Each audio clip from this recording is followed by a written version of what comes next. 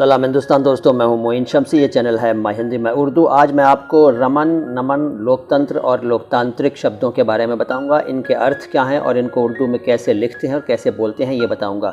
ये मुझसे एक फरमाइश की थी एक व्यूअर ने, इसलिए मैं ये वीडियो बना रहा हूँ। जानकारी उनकी भी बढ़ेगी जिन्होंने पूछा था और आप सबकी भी बढ़ेगी।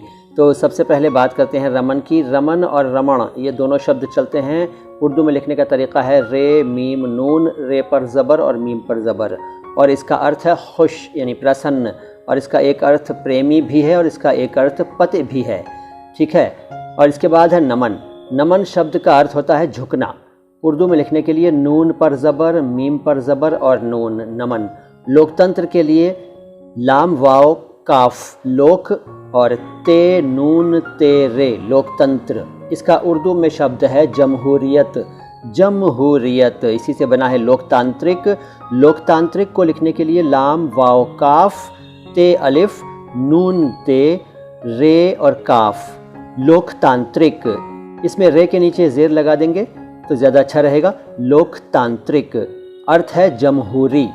जमहूरी, जमहूरी नहीं जमहूरी। ऐसे ही जमहूरियत नहीं जमहूरियत। ऐसे ही ऊपर खुश कहेंगे, खुश या खुश नहीं कहेंगे। ठीक है। तो मुझे यकीन है कि आपको इन 4 शब्दों के बारे में मालूम हो गया होगा। अगले वीडियो में कुछ और शब्द लेकर आऊँगा आपके लिए।